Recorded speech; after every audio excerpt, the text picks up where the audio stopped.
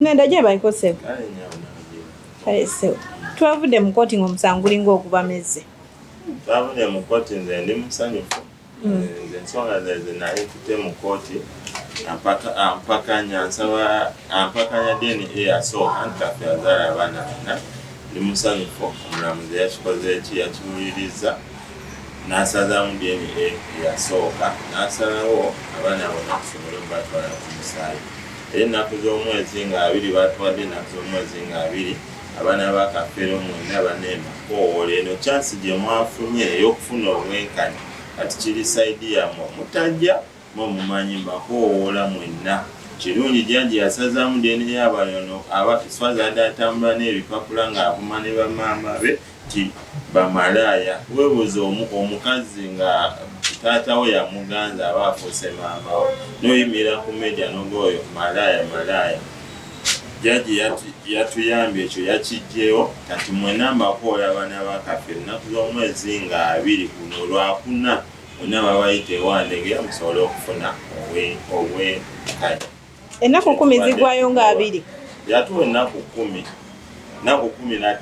naye ennaku 10 abaana bamaze obbakeera omusango bamutwala results bagenda kusala nga 31 kuno omwezi. Naye ate kigambibwa nti igwe ne Kafeero mwete mulina luganda.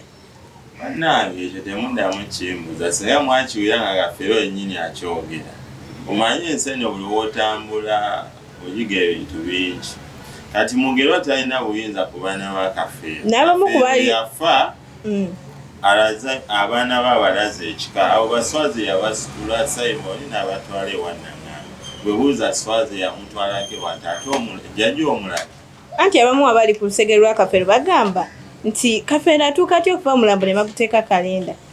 Taata we n'atalinyawo wabanga yali taata omutuufu. Mulwobeera mu kika muba ne family issues zammwe ez'ekyalo.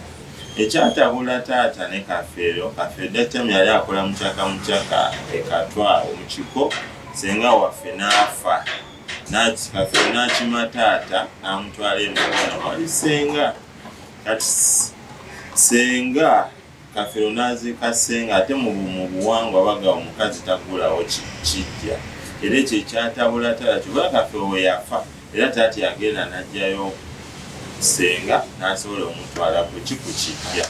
Kyekyaleeta awo obuzibu naye tewaaliwo obuzibu bwonna. Tugambe ekyo ekyamugana okulinnya ku mulambo gwa Kafeero. Ekyamugaana kuba naye yali taata yali omusajja omugagga yali teyeeguyanya ate nga yeeba omusobya aluyakitinga mangu. Kati awaaliwo obwavu obutakkaanya obwo naye tewaaliwo nnyo kyamaanyi. Era ensonga we zaggwa Tewala yamala ojjayo senga n'amwabiza n'olumbe ekitegeeza nti mutabani wange nkusonyiye beera amagombo osobola okuwummula emirembe. Bwe walabayo taata omulala wa Kafeero ayabye olumbe era ye yalwayo. Ebibuuzo byaze bingi oluvannyuma lw'omusango guno okubanga ogugenda guggwa. Ne batubuuza lwaki bano abaasigalawo era ne Kafeero yennyini nti omuntu bw'aba afudde ate si afuna omugabo ku bintu.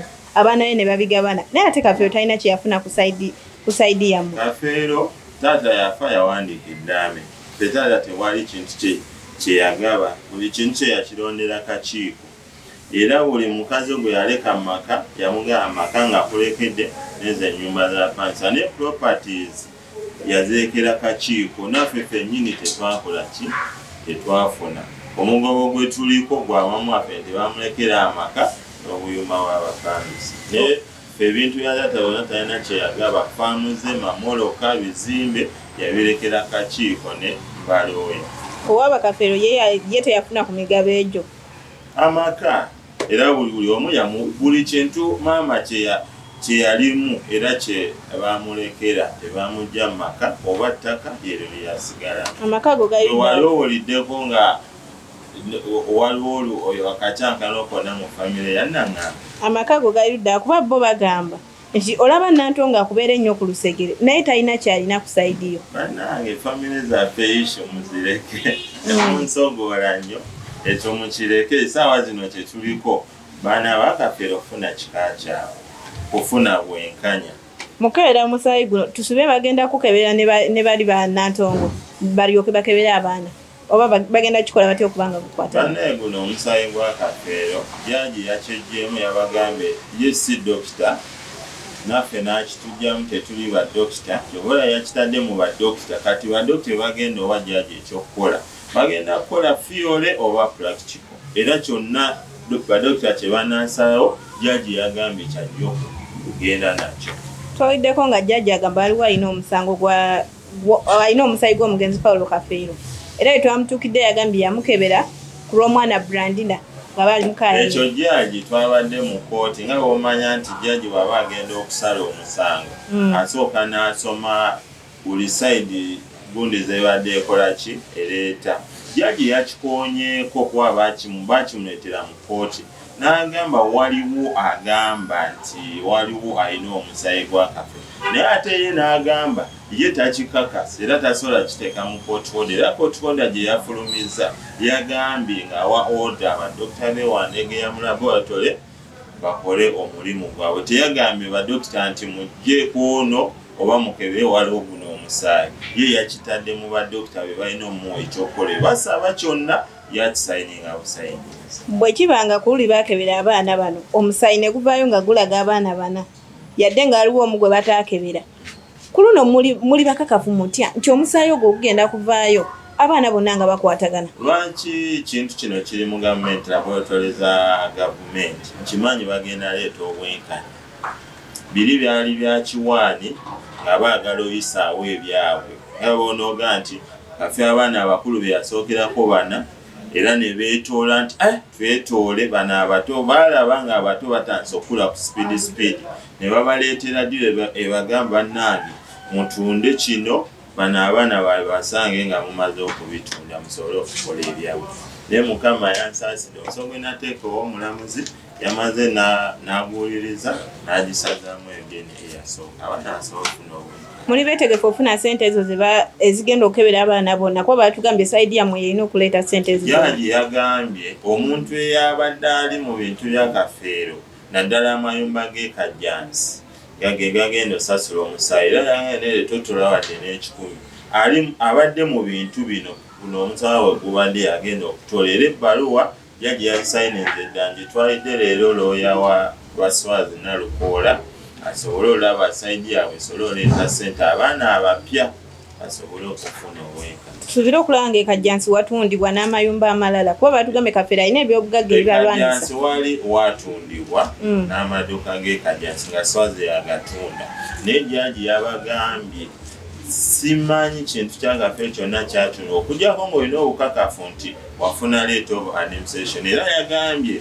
amaduuka ge bagaa nti batunda ge gagenda osasula omusaayi waliwo abeebuuza nti lwaki gwe olemedde nnyo ku nsonga zino tofa byanfuna. Lwaki olemedde ku nsonga zino mu nsi muno buli muntu bamuzaana mutima gwe omukwano Kafeero gwe yandaga sandivudde ku kintu kino mbifunyeemu obuzibu bwaidawe ne Kafeero waaba yandaga abaana bantuukira ne bakaaba kubanga taata tetulina ssente zigenda alwana ne Baswazi tuyambe ensonga lwaki nateeka omusawo mu kooti abaana basobole okufuna obwenkanya. Sirina mugabo gwe nnoonya nze nkola Mukama yamanya kyalimpa nze obulamu bwanjagala abaana ku nsi obugagga bw'omuntu zadde lye kati ezadde lya Kafeero bwe bugagga bwe sisobola direka nga liri ku nsi likaaba naye yennyini emagomba aba talina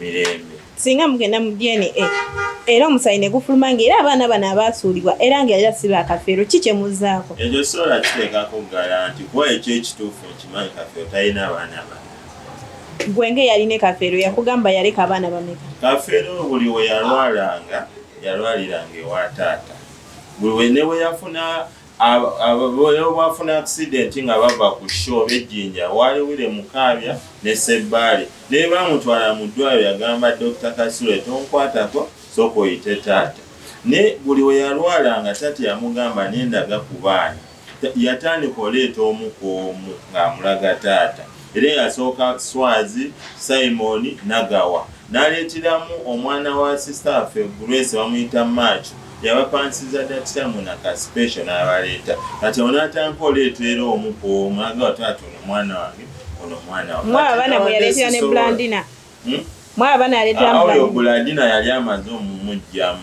nti siwe kwa waliwo omusajja yali amukaayanira era n'amumuwa n'akola ki n'amutwala. Mukiriziganya n'ekigambibwa nti Dr. Kasule yali dokita wa Paulo. Nange yennyini Kasule yanjjanjaba kuba ffenna Kafeero yali atusasulira kuba yatuteekerako oyo dokita yadde atujjanjaba era ne kaakati tukyali ku akawunti ya Kafeero. Twawuliddeko nti waliyo omusaayi gwammwe mwenna ewa Dr. Kasule bwe yabakeberanga era anoonya DNA zammwe lwaki temuwesiga omusaayi gwo gw'alina n'akebera abaana. Dr. Kasule tankeberangako omusaayi gwa DNA kino mukigire.